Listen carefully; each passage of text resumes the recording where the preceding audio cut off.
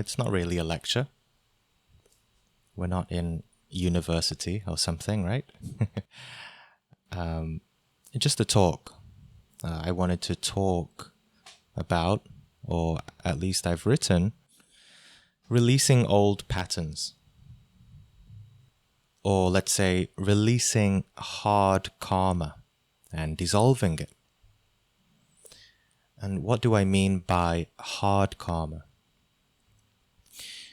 Because if you've been in this group long enough, or you've studied the teachings, or delved into the Gnostic teachings, you'll have a general idea that karma is essentially everything that we find in our life, around us, here and now, everything, down to our personality, our circumstances, our friendships, relationships,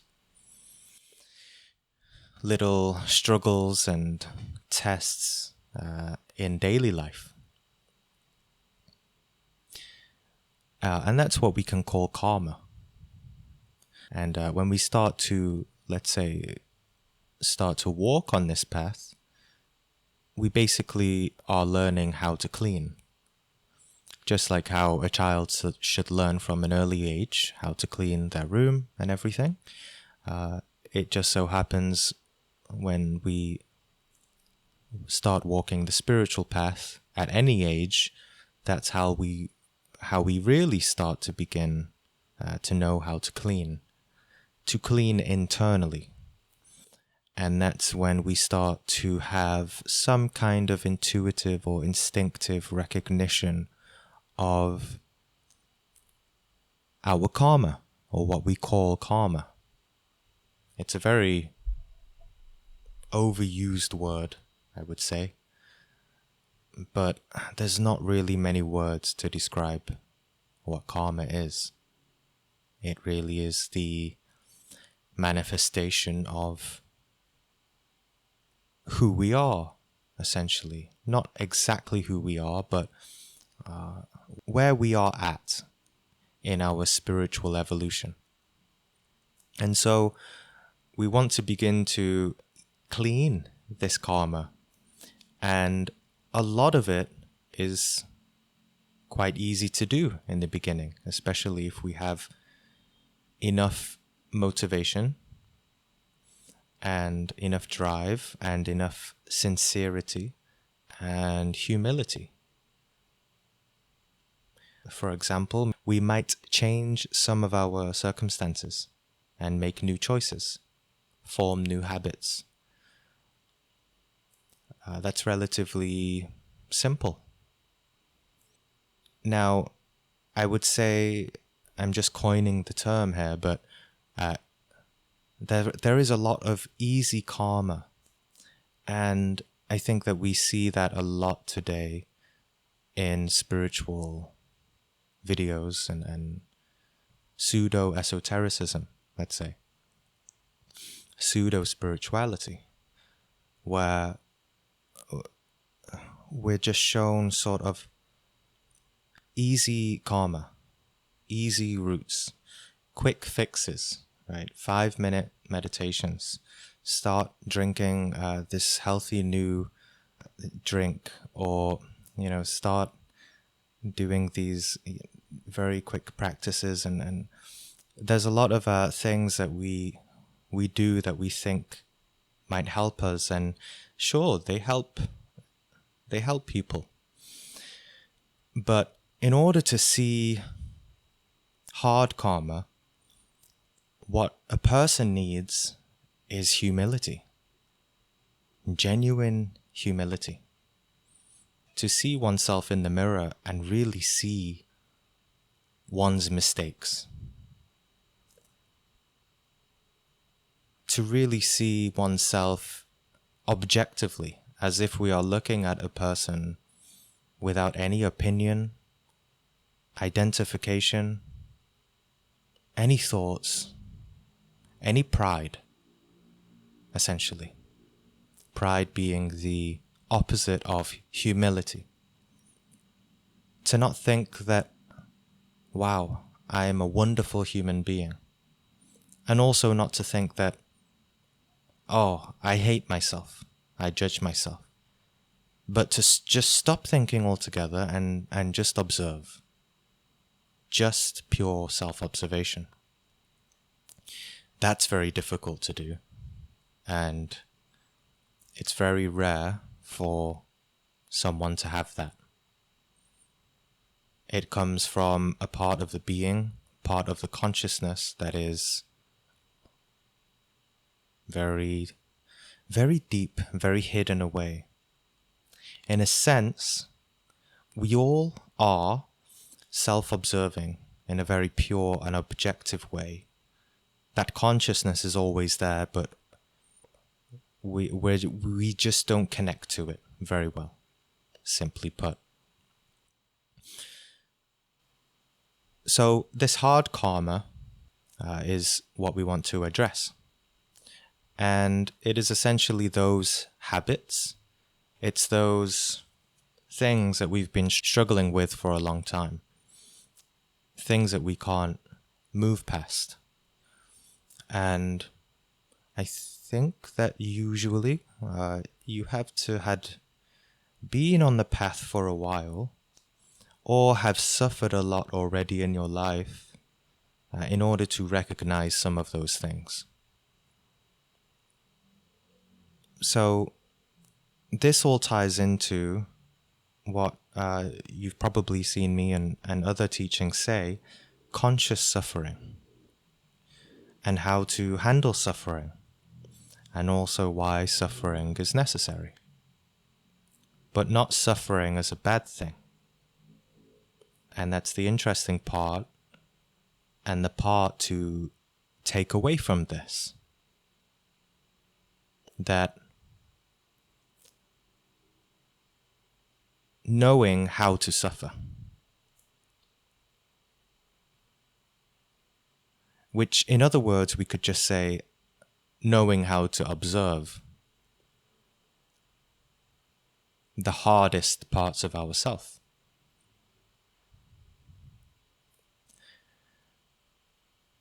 Essentially, any time we are complaining about ourselves, about the past, about life, anytime we're angry, upset, any of that, that's a good indicator that we are not consciously suffering. We are unconsciously suffering. And so that's a big difference. And so I think I said this last month, in the last month's talk, about there are the 7 sins, right? But there is one sin that really fuels all the other sins, even lust and anger and pride. And that's despair. And a lot of you have come here, you know, from this channel, and it's been what, I think 3 years now since this Discord was made. And 3 years isn't a lot, really. It's a long time, but it's quite a short time compared to our whole life. And it's absolutely a very less than a blink of an eye on a cosmic scale.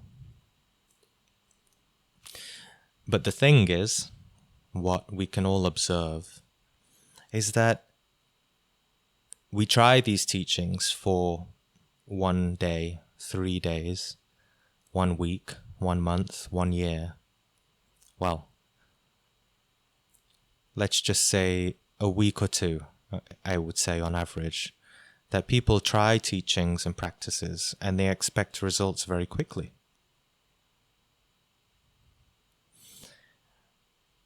Or they are observing their ego and they expect that they should change very fast, right? Or after 2 weeks or 2 months, 2 years, whatever, there is a great amount of despair, a great amount of doubt that I'm too weak for this, I'm not worthy of this, I cannot change, I cannot awaken. And it's those thoughts of themselves which sway you from the path. It's those thoughts of themselves, doubt and fear and all of that, that take you away from not just walking the path, but from seeing the obstacles. It takes you away from realizing the cause of the problems itself.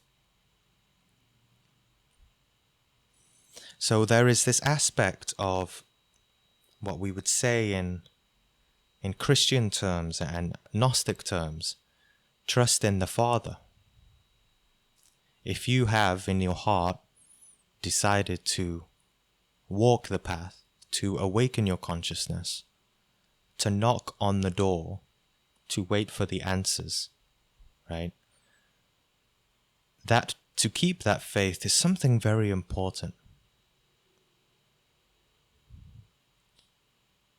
Because in a sense, there's not much you can do in terms of permanently changing.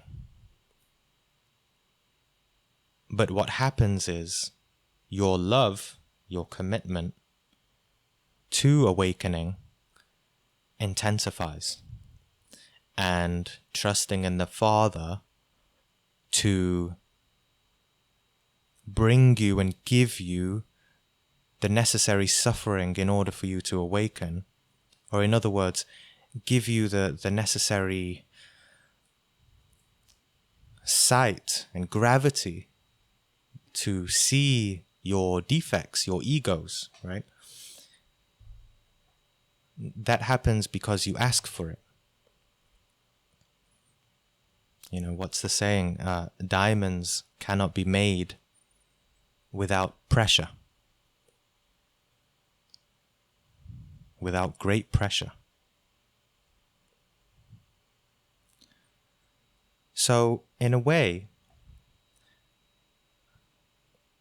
you know, we see a lot in New Age teachings that you'll feel better after this, you'll feel better after that, and doing this practice and doing these yogas and everything. But in a way, things get worse before they get better. And it's a little bit of a dangerous belief, because people start, especially Gnostics, start to get quite too serious, right? They start to become like a very somber or very warrior-like and overly, right? There's nothing wrong with being like that, but their energy becomes quite quite intense in that way. But it's true. There is this element of things getting harder. Things don't get easier. If things are getting too easy for you, probably you are walking on the spiral path. And there's nothing wrong with that. I'm just saying that you're walking among rainbows and daisies. And that's okay. But just recognize that you're not at some moments where you are processing hard karma, right? And that's the deep path. That's the path that which you need the Christ, the most elevated form of spirituality, right? The suffering, the conscious suffering, doing the real work. And it's not that it gets, we have to be very careful how we interpret this, because it sounds almost demotivating. But it's not that it's hard exactly. It's just that our being gives us this suffering within, but it wouldn't give us that much suffering if we couldn't handle it already. So it's useless to say that I have too much suffering, because we all have just the right amount of suffering that we can handle. And of course, if a person lives their life and doesn't want so much suffering and wants to live in ignorance and peaceful ignorance, let's say, that's okay. But in this life, they won't process all the pending homework that they have, let's say, all the pending karma, in order to gain their own gnosis, gain their own knowledge of themselves. That's the purpose of having all of this hard karma, to know the causes behind your suffering. That suffering which creates all of the karma in your life. Personality, circumstances, relationships, everything. If you can process the hard karma, then you know yourself and you know your life quite intimately.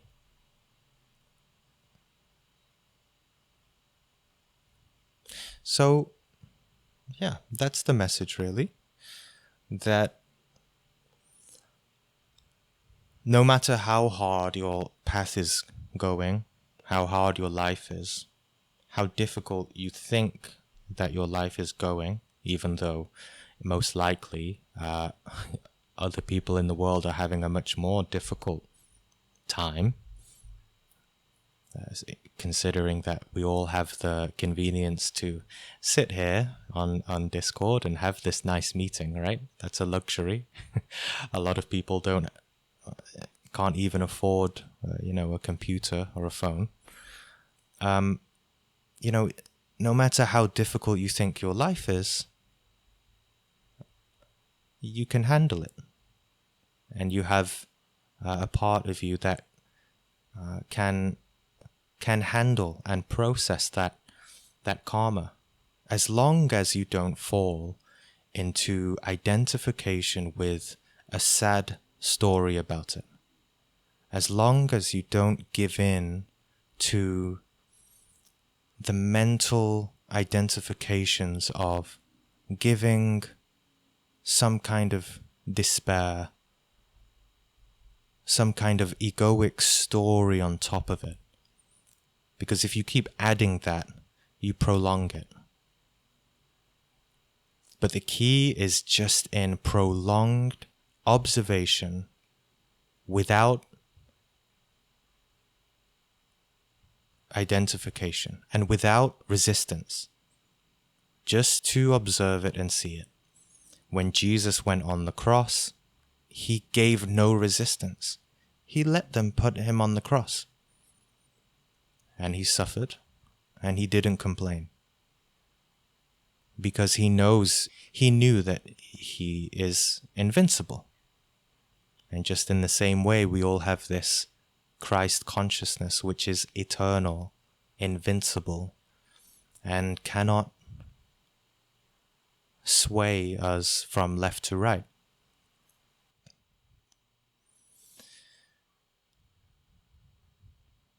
And the teacher from the Three Mountains YouTube, Sophia, comes to mind too, about, she said about addictions, right? She said that, for example, if you have an addiction, smoking, let's say, I think she had someone who was helping. He wanted help for smoking, and he had quit for like 1 year or 2 years, and then suddenly he had one puff and he started smoking so much again. And that's because basically he just resisted it and pushed it into his subconscious in a very strong way. But it still existed there. And she said that basically You know that you've overcome an addiction when you can even pick up a cigarette, light it, smoke it, and you know that you don't want it anymore. Probably not the best advice for someone who's trying to quit smoking. Because they might just start smoking again, but there's a lesson there, very deep teaching there, that as long as you don't feed this ego and this desire, which really starts in the mind first, the identifications, the imaginations and the fantasies to do with whatever addiction we have, right? Because all ego is just, it starts with a mental addiction. As long as we, even if it's continuing, whatever ego that it is, even if it's continuing without our control, the path of least resistance is always the most wisest. And to lose hope, to have doubt and lose faith that you are learning and that you will overcome it eventually, that's what creates an unnecessary suffering. And that's what stops us from really processing the hard karma. That's what reinforces the attachment to that suffering.